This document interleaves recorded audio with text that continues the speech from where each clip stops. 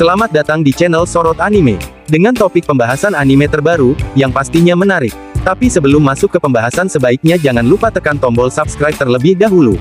Agar tidak ketinggalan update info terbaru. Terima kasih. Apa yang membuat Gorosei akhirnya mulai aktif dan bergerak seperti yang diperlihatkan dalam chapter terbaru manga One Piece? Meskipun belum ada jawaban pastinya, namun kemungkinan sosok Luffy dan kekuatan buah iblis Nika adalah alasan mengapa akhirnya para Gorosei mulai aktif. Sejak Eiichiro Oda mulai menghadirkan fakta yang sangat mengejutkan tentang buah iblis Luffy, alur cerita One Piece cukup berubah drastis. Para fans terkejut dengan informasi bahwa buah iblis Luffy merupakan buah iblis terkuat di dunia. Informasi ini muncul ketika Luffy membangkitkan buah iblis miliknya saat pertarungan melawan Kaido di akhir arc Wano. Sampai sekarang, buah iblis Nika masih memiliki peran yang signifikan. Bahkan, buah iblis Nika mungkin jadi alasan mengapa Gorosei akhirnya kembali aktif bergerak. Yang pertama, ancaman nyata dari buah iblis Nika.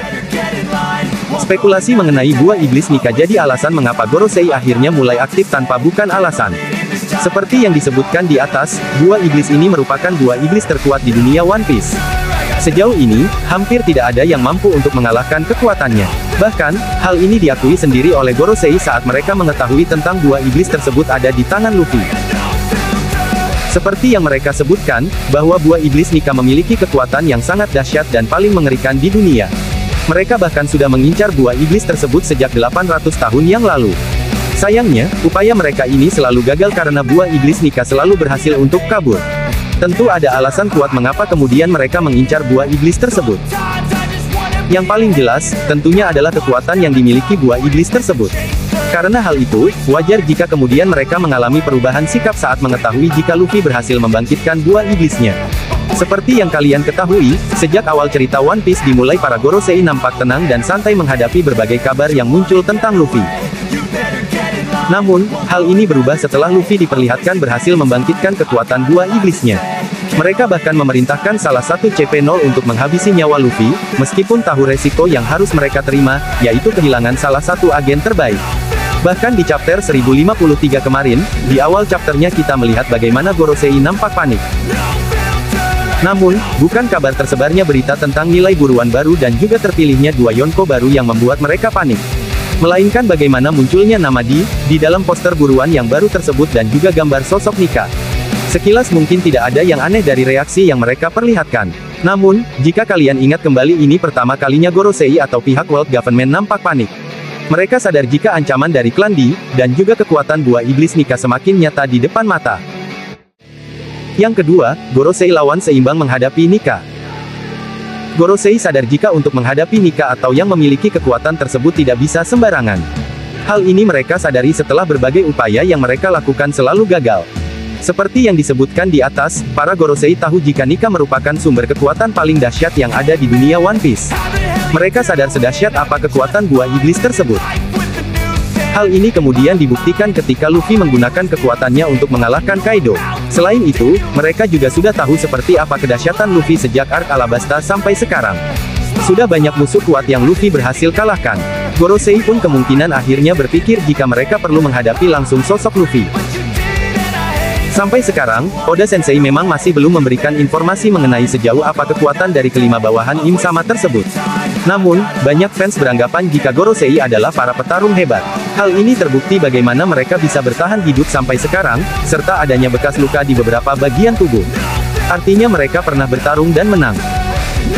Berdasarkan hal tersebut, bisa kita asumsikan bahwa Gorosei adalah sosok yang luar biasa dari segi kekuatan. Dan karena hal ini juga mungkin Gorosei adalah satu-satunya pihak yang mampu menandingi kekuatan dari buah iblis Nika. Mereka pun mengirimkan salah satu dari mereka untuk menghentikan Luffy.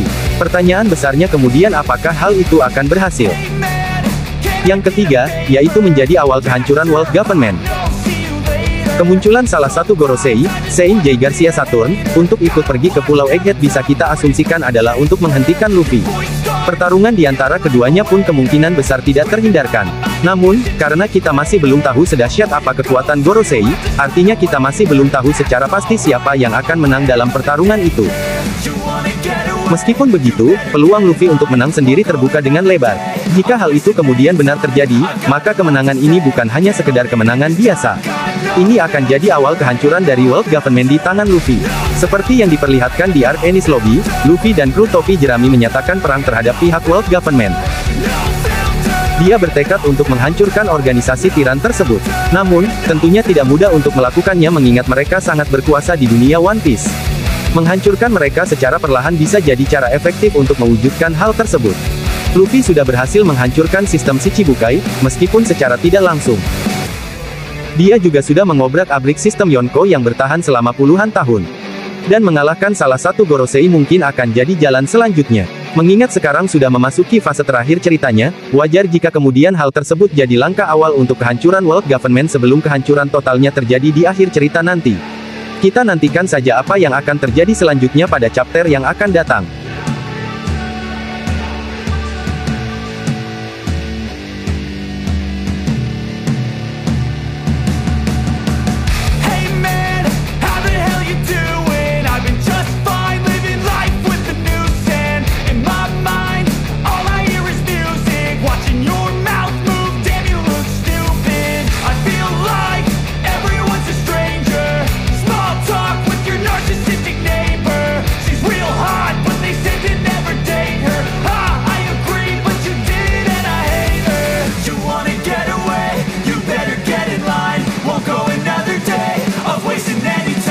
I've got a lot to say.